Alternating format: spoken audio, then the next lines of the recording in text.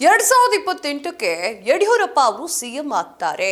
ಈ ಮಾತು ಯಾಕೆ ಹೇಳ್ತಿದ್ದೀನಿ ಅಂತಂದ್ರೆ ಯಡಿಯೂರಪ್ಪ ಅವರ ಮನವೊಲಿಸಲಿಕ್ಕೆ ಬರೀ ಹೈಕಮಾಂಡೇ ಬರ್ತಾ ಇದೆ.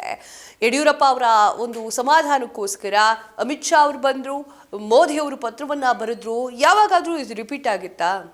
ನಿಮಗೆ ಗೊತ್ತಿದೆಯಾ ವೀಕ್ಷಕರೇ? ಯಾವತ್ತಾದ್ರೂ ನರೇಂದ್ರ ಮೋದಿ ಅವರು ಯಾವುದಾದ್ರೂ ಒಬ್ಬ ವ್ಯಕ್ತಿಯ ವಿಚಾರವಾಗಿ ಪತ್ರಗಳನ್ನ ಬರೆದು ಅಭಿಮಾನೋತ್ಸವಕ್ಕೆ ಶುಭ ಹಾರೈಸಿರುವುದನ್ನು ಎಲ್ಲಾದ್ರೂ ನೋಡಿದ್ದೀರಾ?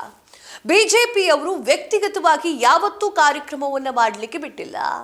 ಅಡ್ವಾಣಿಯವರಾಗಿರಬಹುದು, ಇನ್ನು ಹಳೆ ಅವರ ವಿಚಾರವಾಗಿ ತೆಗೆದುಕೊಳ್ಳಿ, ಯಾವಾಗಾದ್ರೂ ವ್ಯಕ್ತಿಗತವಾಗಿ ಬಿಜೆಪಿ ಅವರು ವ್ಯಕ್ತಿಗತವಾಗಿರುವಂತಹ ಕಾರ್ಯಕ್ರಮಕ್ಕೆ ಒಪ್ಪಿಗೆಯನ್ನು ಕೊಟ್ಟಿದ್ದಾರಾ?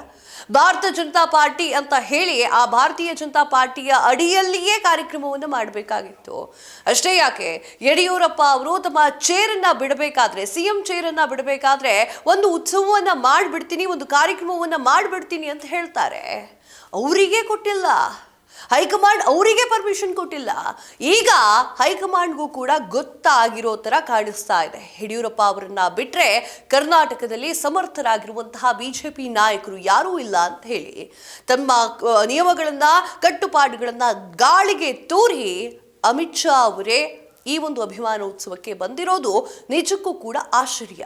ಬಿಜೆಪಿ ಕರ್ನಾಟಕದಲ್ಲಿ ಯಾವ ರೀತಿ ಇದೆ ಅಂತ ನಿಮಗೆ ಗೊತ್ತಿದೆ.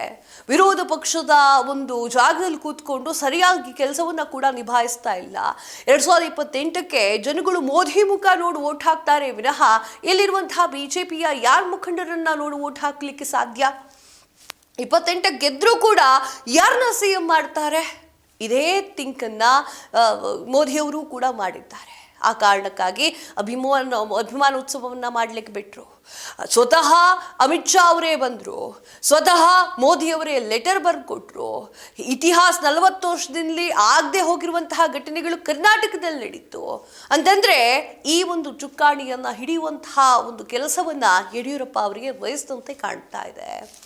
ಇನ್ನು ಒಂದು ಸ್ಟೆಪ್ ಮುಂದೆ ಹೋಗಿ ಹೇಳಬೇಕು ಅಂತಂದ್ರೆ ಬಿಜೆಪಿಯ ಸಾಕಷ್ಟು ನಾಯಕರು ಕರ್ನಾಟಕದಲ್ಲಿ ಬೀಡು ಬಿಟ್ಕೊಂಡು ಕೂತ್ಕೊಂಡಿದ್ದಾರೆ. ಹೈಕಮಾಂಡ್ ಕಳೆದ ಒಂದು 3 ತಿಂಗಳಿಂದ ಗಮನಿಸಬೇಕಾಗಿರುವಂತಹ ವಿಚಾರ, ಮೋದಿ ಅವರು 2-3 ಸಲ ಕರ್ನಾಟಕಕ್ಕೆ ಬರ್ತಾರೆ. 2-3 ಸಲ ಅಮಿತ್ ಶಾ ಅವರು ಕೂಡ ಕರ್ನಾಟಕಕ್ಕೆ ಬರ್ತಾರೆ. ಕರ್ನಾಟಕದಿಂದ ಸಿಕ್ಕಾಪಟ್ಟೆ ಇಷ್ಟಪಡ್ತಾ ಇರೋ ರೀತಿ ಕಾಣಿಸ್ತಾ ಇದೆ. ಯಾಕೆ? 2028ರ ಚುನಾವಣೆಗೆ, ಜಿಬಿಎ ಚುನಾವಣೆ ಕೂಡ ಹತ್ರ ಬರ್ತಾ ಇದೆ. ಇಲ್ಲಿರುವಂತಹ ನಾಯಕರು ಯಾರು ಬಿಜೆಪಿ ನಾಯಕರಿಗೆ ಸಮರ್ಥವಾಗಿ ನಿಭಾಯಿಸಕ್ಕಾಗ್ತಾ ಇಲ್ಲ ಅಂತ ಹೇಳಿ ಹೈಕಮಾಂಡ್ಗೂ ಗೊತ್ತು. ಆ ಕಾರಣಕ್ಕಾಗಿ ಯಡಿಯೂರಪ್ಪ ಅವರನ್ನ ಮತ್ತೆ ಕಣಕ್ಕಿಳಿಸ್ಲಿಕ್ಕೆ ರೆಡಿಯಾಗಿದೆ. ಡೌಟೇ ಬೇಡ, 2028ಕ್ಕೆ ಯಡಿಯೂರಪ್ಪ ಅವರು ಗೆದ್ದರೆ, ಅಂದ್ರೆ ಬಿಜೆಪಿ ಅಧಿಕಾರಕ್ಕೆ ಬಂದರೆ ಸಿಎಂ ಆಗಿ ಆಗ್ತಾರೆ. ಇದು ಸಾಕಷ್ಟು ಜನರ ಮಾತು. ನಿಮ್ಗೆ ಏನನ್ಸುತ್ತೆ ಕಮೆಂಟ್ ಮಾಡಿ ತಿಳಿಸಿ. ಇದಾಗಿದೆ ಹೊತ್ತಿನ ವಿಶೇಷ. ಮತ್ತಷ್ಟು ಸುದ್ದಿಗಳಿಗಾಗಿ ನೋಡ್ತಾ ಇರಿ ಸ್ಪೀಡ್ ನ್ಯೂಸ್. ಸುದ್ದಿ ನಿಮ್ಮದು, ವೇಗ ನಮ್ಮದು.